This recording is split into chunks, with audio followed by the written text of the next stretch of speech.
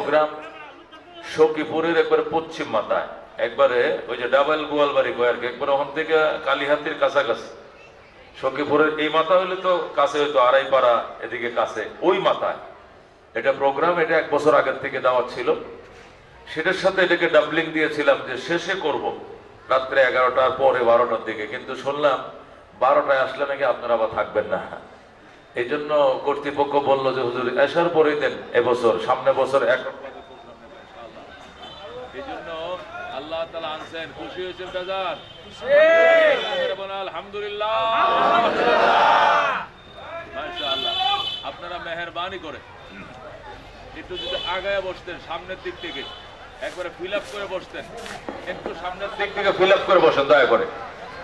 10 minute পরে দেখবেন এখানে আর কোনো জায়গা নাই, আল্লাহ ভরে দেবেন। যখন আলহামদুলিল্লাহ, একটু পরে দেখবেন এখানে বসার জায়গা পাওয়া যাবে না। দয়া করে যারা রাস্তাঘাটে দোকানপাটে আছেন তাড়াতাড়ি ঢুকেন, একটু পরে আসলে পরে আমাদের হয়তো পর্দা খুলতে হবে, নতুবা অন্য ব্যবস্থা নিতে হবে, নতুবা দূরের থেকে শুনতে হবে। সামনে বসে আলোচনা শোনার জন্য এখনই আপনারা সামনের দিকে, একবারে সামনের দিকে ফিল আপ করে বসেন। চাচা একটু সামনে আসেন, বাবা বাবা একটু সামনে আসেন।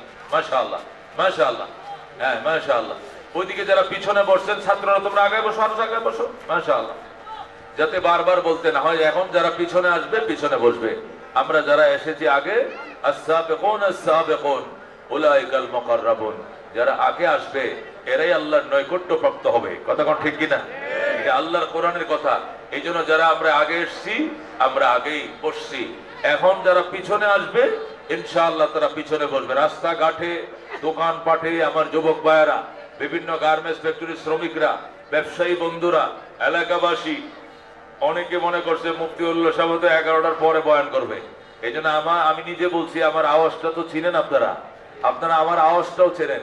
আমি অলরেডি স্টেজে বয়ান শুরু হয়ে গিয়েছে। আমি 1 ঘন্টা 10 মিনিট 15 মিনিটের ভিতরে ছেড়েই আমাকে এখান থেকে রওনা হইতে হবে, নতুবা কালিহাতির সীমানায় প্রোগ্রাম ধরা যাবে না। এই গড় টর বাগ বাগান পার হয়ে যেতে হবে আমাকে। আল্লাহ তাআলা সহি সালামতে পৌঁছার তৌফিক দান করুক। যেরকম আমি মুহতারাম হাজিরিন, আল্লাহর বান্দা আমরা, আল্লাহ আমাকে এখানে আসতে সুযোগ দিয়েছেন, এই কারণেই আসছি, অন্য কোনো কারণে নয়। ঠিক কিনা? আমি শক্তির বলে আসছি না, আল্লাহ তৌফিকে আসছি, আল্লাহর তৌফিকে আসছি। আল্লাহ এনেছেন এই জন্য আসতে পারছি, নতুবা আসতে পারি নাই। কথা ঠিক কিনা? আল্লাহর গোলাম যতদিন গোলামি করব আল্লাহ বাঁচিয়ে রাখবেন, অবাধ্যতা করব ভূমিকম্পতে ধ্বংস করে দিবেন। কথা ঠিক কিনা? হ্যাঁ মুসলমান, গাছে ফল না ধরলে পরে মালিক কি কয়, কোথায় কেলা, এটার মধ্যে আম ধরে নাই, এখন আর এটা রাখার দরকার নাই, এই গাছ কাটো, নতুন সারা লাগাও। ঠিক কিনা? গাড়ি না চললে, স্টার্ট না হলে কটা বেচলা, গায়ে দুধ না দিলে কই গাই কই বিক্রি কর, কুরবানি দিয়ে দে, বিরিশ দিয়ে হাল না চললে কই বিরিশ বিক্রি করো, নতুন বিরিশ কিনো। কথা কোন ঠিক কিনা? দোস্ত, আমরা আল্লাহর গোলাম, গোলামে যদি না করি আল্লাহ বলবেন বদলা দাও, বদলা দাও। ভূমিকম্পের এমন ঝাঁকুনি দিবে, ধ্বংস করবে পৃথিবী। দেখছেন গত শুক্রবারে, আপনারা তো কম টের পাইছেন, আমরা ঢাকাবাসী না কলিজায় কামড় দিছে। ভূমিকম্প কাকে বলে? বাংলাদেশ স্বাধীন হওয়ার পরে এই দেশে এরকম নারা বাঙালি গায় নাই কোনোদিন। কথা কোন ঠিক কিনা? বিশেষ করে ঢাকা, গাজীপুর, নরসিংদী, এই 3 ডিস্ট্রিক্ট ওলা তো কলিজা দিছে কামড়। এখনো মাঝে মাঝে স্বপ্ন থেকে লড়তাছে, মাঝে মাঝে ধ্যানের মধ্যে উঠে মনে হয় নড়তাছে। বুঝেন না? এই মুসলমান, সুন খায়া মুখ পুড়লে পরে দই দেখলেও ভয় লাগে। কথা কর ঠিক কিনা? এখন গাড়িতে বইলে কয় কি ভূমিকম্প হয় কিনা, গাড়িটা তো কাঁপে কে, ভূমিকম্প হয় না। দোস্ত, ভূমিকম্প কে দেয়? আল্লাহ কে দেয়। এই জন্য আল্লাহ রাব্বুল আলামিনের দরবারে দোয়া করো, আল্লাহ যেন নারাজ না হয়, ধ্বংস করে না দেয়। আল্লাহ যদি নারাজ হয়ে যায়, ধ্বংস করে দেয়, একটা নারা দিবে, আল্লাহ বলবে আমি নারা দিয়াম, আমি তোমাদেরকে বুঝাইছি 20 তলা বাড়ির মালিক তুমি না, এটার মালিক আমি। আমি বুঝাইছি জগতের একজন মালিক আছে, এই মালিক গাছে ধরে নারা দিছে, বুঝাইছে মালিক আছে না নাই। যারা মনে করছো মালিক নাই, সবকিছুর মালিক তুমি, আল্লাহ বুঝাইছে না, এগুলোর মালিক তুই না, এগুলোর মালিক আমি, এই জন্য নারা দিছে খোদায়। কথা কোন ঠিক কিনা? এই জন্য দোস্ত, বিজ্ঞানীরা বলে, বিজ্ঞানীরা কি বলে? বিজ্ঞানীরা বলে পৃথিবীর 2টা প্লেটের উপরে পৃথিবীটা দাঁড়ায় রয়েছে, 2টা প্লেটের উপরে। প্লেট গুলো উপরে নিচে, উপরেরটা নিচে যায়, নিচেরটা উপরে আসে। মাঝে মাঝে 2টা একত্রিত হয়ে ঘষা খায়, ঠিক আছে? ঘষা খায়, তখন পৃথিবী নড়ে। এটা বিজ্ঞানের কথা, কিন্তু ইসলাম এটা বলে না। ইসলাম বলে তাম পৃথিবীটা একটা পাথরের উপরে দাঁড়ায় রয়েছে। সুবহানাল্লাহ।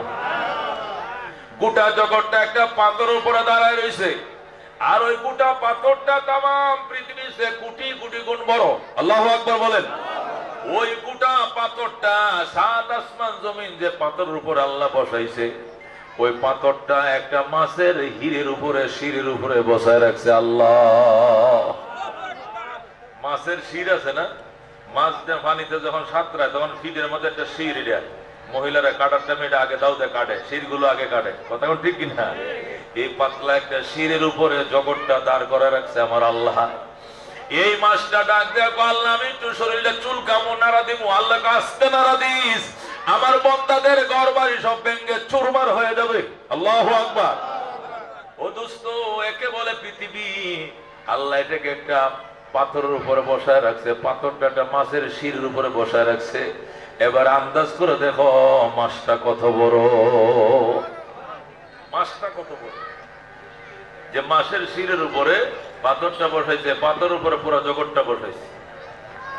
হযরতে আব্দুল্লাহ ইবনে সালাম রাদিয়াল্লাহু তাআলা আনহু বলেন, হযরত আব্দুল্লাহ ইবনে সালাম রাদিয়াল্লাহু তাআলা আনহু বলেন, ও ইমানদার মুসলমান, খেয়াল করে শোনো, যে ময়দানে এসে বসে বয়ান শুনতেছো, এই ময়দানে এই কোরআনের পাখিরা বিকাল বেলা খেলে, ঠিক কিনা? এই মসজিদের মুসল্লিরা এটাতে হাঁটে, ঠিক কিনা? এটা কোনো স্কুলের মাঠ নয়, এটা জমি চাষবাস করার কোনো জমিন নয়, ফুটবল খেলা, ক্রিকেট খেলার কোনো মাঠ নয়, এটা নামাজীদের জুতার বালিতে বরকতময় পুণ্যবনী, আর কোরআনের হাফেজদের কদমের বরকতে পুণ্যভূমি ময়দান। কথা ঠিক কিনা? আল্লাহর হাবিব বলে, আল্লাহর বান্দা যখন নেক আমল করে তখন তার জন্য চারটে জিনিস সাক্ষী হয়। কয়টা জিনিস? এক নম্বর জিনিস সাক্ষী হয় জমিন। কথা কোন কি? এক নম্বর জমিন হয় বান্দার জন্য সাক্ষী। আল্লাহ বলেন, ইয়াউমাইযিন তুহাদ্দিসু আখবারাহা, ওই দিনকে স্মরণ করো যেদিন জমিন তার সমস্ত সংবাদ বলে দিবে। আল্লাহু আকবার। জমিন বলবে, আল্লাহ আমার পিঠে বসে তোমার বান্দা গাঁজা খাইছে, আমার পিঠের উপরে বসে জানা করছে, সুদের টাকা কমছে, ঘুষের টাকা নিছে, আল্লাহকে কলকি টানছে, মার্ডার করছে, খুন করছে, আমি চায় রইছি, কিছুই কই নাই, আজকে অনুমতি দাও, আমি সব বলে দিব। আল্লাহ বলবেন, বিআন্না রাব্বাকা আওহালাহা, তোমার রব তোমাকে ওহী দিয়ে বলছে বলে দাও। তখন জমিন সব ঘটনা বলে দিবেন। আল্লাহু আকবার।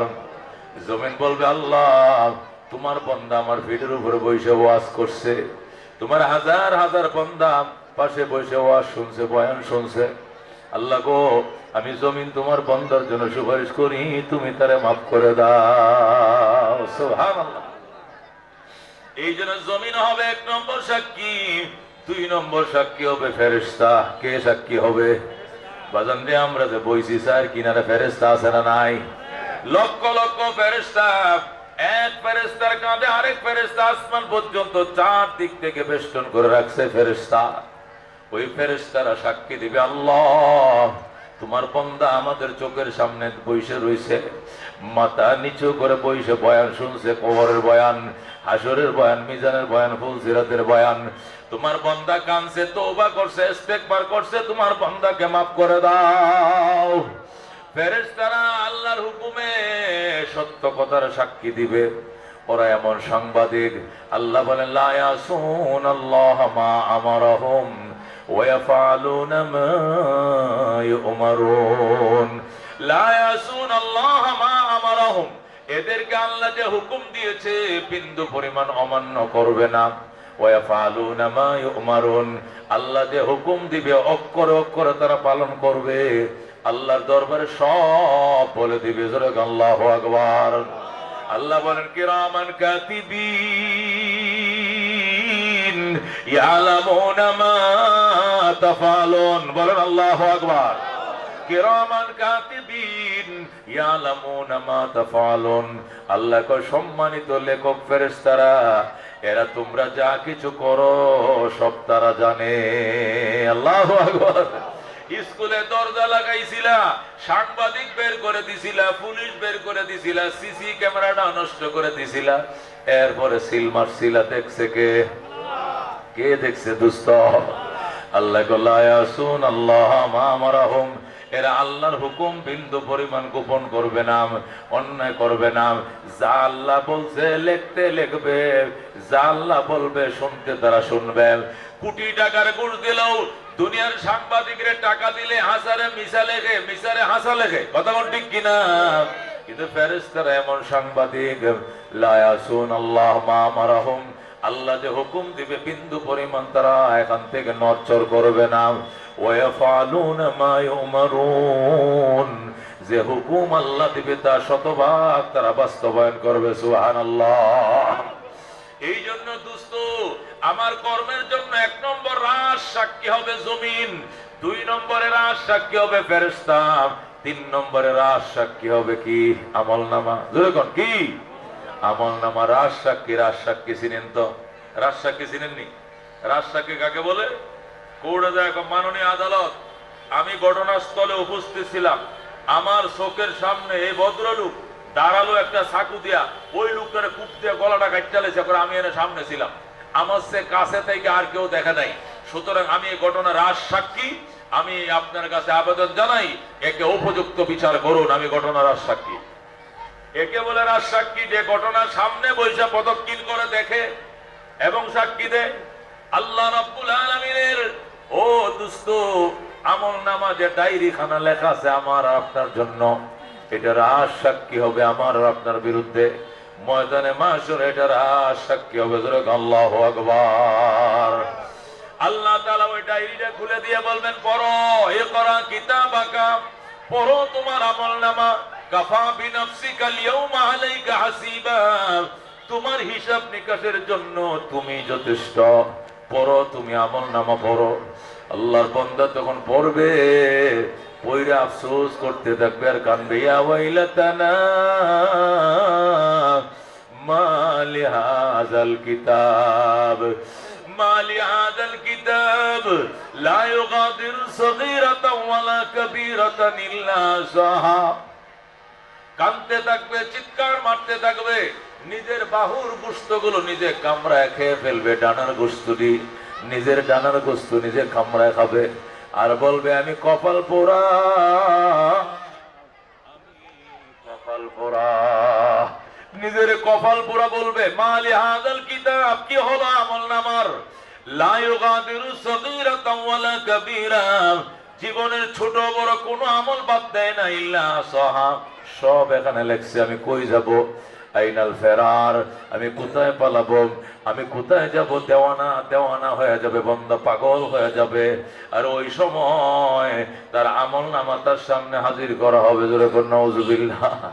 এই জন্য দুস্থ জীবনে 3 নম্বর রাজ সাক্ষী হবে আমলনামা, 4 নম্বরের রাজ সাক্ষী হবে নিজের অঙ্গ প্রত্যঙ্গ। নিজের কি? অঙ্গ প্রত্যঙ্গ নিজের বিরুদ্ধে রাজ সাক্ষী দিবে। আল্লাহ তাআলা বলবে, পাপ করছিলে কি লেগে? বন্দা কয়, পাপ করি নাই। দুর্গা পূজা করছস কি লেগে? করি নাই। দুর্গা পূজা করছস কেন? বলবে করি নাই। আল্লাহ বলবে, এত বড় সাহস, দুনিয়াতে মিথ্যা কথা বলতে বলতে সাহস এত বাড়ছে, হাসরের ময়দানে আমার সঙ্গে তুই মিথ্যা কথা বললি। ফেরেশতারা এদিকে আয়, শক্ত রড ল, রড রড গরম করে রড ল, গরম করা শিখ লইব, শিখ লইয়া ঠোঁটের এই পাশ দিয়ে ছিদ্র করব আর নিচে দিয়ে ছিদ্র করে তালা মারবো। আল্লাহু আকবার। আল্লাহ তাআলা ঠোঁটের মাঝে তালা মারবেন, মাইরে বলবেন, আল-ইয়াওমা নাখতিমু আলা আফওয়াহিহিম ওয়া তুকাল্লিমুনা আইদিহিম ওয়া তাশহাদু আরজুলুহুম বিমা কানু ইয়াকসিবুন। আল্লাহু আকবার। আল্লাহ বলবেন, আল-ইয়াওমা নাখতিমু আলা আফওয়াহিহিম, আজকে ওই মিথ্যাবাদী অপরাধীর ঠোঁটের মধ্যে, মুখের মধ্যে আমি তালা লাগায় দিলাম। ওয়া তুকাল্লিমুনা আইদিহিম, আমার সঙ্গে ওদের হাত কথা বলবেন। ওয়া তাশহাদু আরজুলুহুম, এদের পা সাক্ষী দিবেন। বিমা কানু ইয়াকসিবুন, তারা যে কামাই করছে সব কটার সাক্ষী তার অঙ্গ প্রত্যঙ্গই তাকে দিবেন। মুখে তালা লাগাইবে আল্লাহ, এরপরে কান কথা বলবে আল্লাহ এই কান দিয়ে আমি মিথ্যা কথা শুনছিলাম, চোখ বলবে এই চোখ দিয়ে বেহায়া বেল্লালার প্রোগ্রাম গুলো আমি দেখছিলাম, হাত বলবেন হারাম জিনিস আমি ধরছিলাম, পা বলবে হারামের দিকে আমি হেঁটে গিয়েছিলাম। প্রত্যেকটা অঙ্গ প্রত্যঙ্গ সাক্ষী দিবে। আর ওই সময় মানুষ কাঁদতে থাকবে, যার জন্য করলাম চুরি সেও ডাকে সুর। আল্লাহু আকবার। এই জন্য দোস্ত আল্লাহ তোর এমনি বানায় নাই। আল্লাহ কো আফাসিবতুম আন্নামা খালাকনাকুম আবাসা ওয়া আন্নাকুম ইলাইনা লা তুরজাউন। আল্লাহ বলেন তোমরা কি ধারণা করেছো আমি তোমাদেরকে অনর্থক সৃষ্টি করেছি, তোমরা বুঝি আমি আল্লাহর কাছে ধরা দিবা না, এমনটা ধারণা করছনি? এমন ধারণা করলে জীবনে ভুল করবা কথা কোন ঠিক কিনা? আল্লাহ তোমরা কেমন করে ধারণা করলা তোমাদেরকে অনর্থক বানাইছি? অনর্থক বানাই নাই, তোমাদেরকে গোলামি দাসত্বের জন্য বানাইছি কথা কোন ঠিক কিনা? তোমরা কিন্তু আমি আল্লাহর কাছে আবার রিটার্ন আসবা, আবার ফেরত আসবা, রক্ষা নাই। ওয়া আন্নাকুম ইলাইনা লা তুরজাউন। কি মনে করছো সব আমি আল্লাহর কাছে ফেরত আসতে হবে? যারা ধারণা করছো এমনি আইসি প্রাকৃতিক ভাবে দুনিয়াতে, আবার প্রাকৃতিক ভাবে চলে যাব, প্রকৃতির পরিচালনা করে আমার আল্লাহ। কথা কোন ঠিক কিনা? এই জন্য দোস্ত দুনিয়াতে চাকরি যদি করি, গার্মেন্টস ফ্যাক্টরিতেও যদি চাকরি করি, গার্মেন্টস এর মালিক সিসি ক্যামেরা লাগায় রাখে, ঠিক কিনা? গার্মেন্টস এর মালিক ফোরম্যান লাগায় রাখে, সুপারভাইজার লাগায় রাখে, ঠিক মতো ডিউটি করে কিনা, মেশিন চালায় কিনা, সুপারভাইজার দেখে, ফোরম্যান দেখে, সিসি ক্যামেরা লাগায় রাখে। আল্লাহ তোরে আমি দাসত্বের জন্য বানাইছি, তোমার পিছনে সিসি ক্যামেরা লাগায় রাখছি, তোমার পিছনে ফোরম্যান লাগায় রাখছি, তোমার রেহাই নাই, তোমার রেহাই নাই, তুমি আমার গোলামি করতেই হবে কথা কোন ঠিক কিনা? এ দোস্ত আল্লাহ ডাক দেয় কয় আমা খালাকতুল জিন্না ওয়াল ইনসা ইল্লা লিয়াবুদুন। জিন এবং ইনসানকে অন্য কোনো কারণে বানাই নাই, আমার দাসত্বের জন্য, আমার গোলামির জন্য তোমাকে বানাইছি রে দোস্ত, অন্য কোনো কারণে নয়। একটা পয়গম্বর পর্যন্ত 24 ঘন্টা থরথর করে কাঁপে, একটা নবী পর্যন্ত আল্লাহর বিধানের ব্যাপারে থরথর করে কাঁপে। আল্লাহর নবী বলেন ফাস্তাকিম কামা উমিরতা, হে রাসূল আপনি অটল থাকেন যেভাবে নির্দেশ করা হয়েছে। এই আয়াতটা নাযিল হওয়ার সাথে সাথে কয়েকদিনের ভিতরে আমার মাথার চুল এবং দাড়ির চুল পাকা শুরু হয়ে গেছে। ফাস্তাকিম কামা উমিরতা, আমার বন্ধু আপনাকে যেভাবে আদেশ দেওয়া হবে সেইভাবে অটল থাকেন, অবিচল থাকেন। আয়াতটা নাযিল হতে দেরি, আমার চিন্তায় আমার চুল পাকতে দেরি হয় নাই, চুল পাকা শুরু হয়ে গেছে। এক একটা নবী পর্যন্ত প্রকম্পিত থাকতো আল্লাহর হুকুমের সামনে। আর আমরা কি অবস্থা? হযরতে ফাতেমা রাদিয়াল্লাহু তাআলা আনহা, আল্লাহ নবী ফাতেমারে ডাক দেখো, ফাতেমা আনকিজি নাফসাকা মিনান নার, ও ফাতেমা জাহান্নাম থেকে নিজেরে তুমি রক্ষা করিও।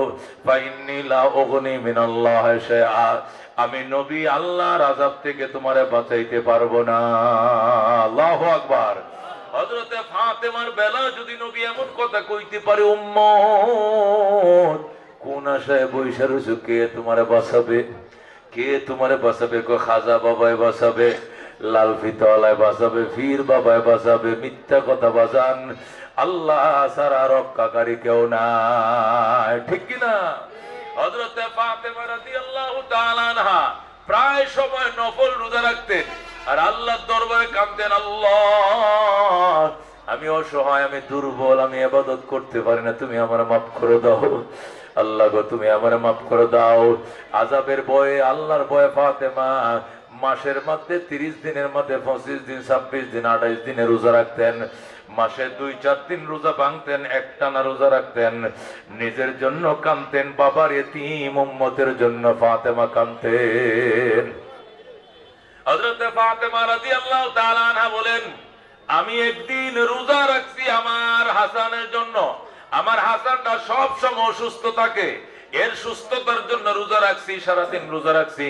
ইফতার করতে বইছি, মিসকিন এসে আতিনি তো আমান, আমারে খাবার দেন, আমি 3 দিনের উপবাস। ফাতেমা কয় তুমি 3 দিনের উপবাস? কয় হ।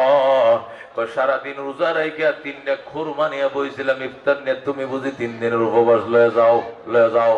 ফাতেমা বলে আমি ওই মিসকিনকে খেজুর গুলো দিয়ে দিলাম, পরের দিন আবার রোজা রাখলাম, ইফতার করতে বসলাম, আবার ওই মিসকিন এসে গো ফাতেমা আমি 3 দিনের উপবাস, কলিজা ছিঁড়ে যায়, ফাতেমা গো তোমার ইফতার গুলো আমার দিয়া দাও। ফাতেমা বলে ওই দিনও দিয়া দিলাম। আরেকদিন তৃতীয় দিন আবার রোজা রাখছে, আবার ইফতার নিয়ে বইছে, ইফতার তো কটা শুকনা খেজুর আর কি কিছু নাই। আবার আরেকজন মিসকিন এসে গো ফাতেমা আমি 3 দিনের উপবাস। ফাতেমা গো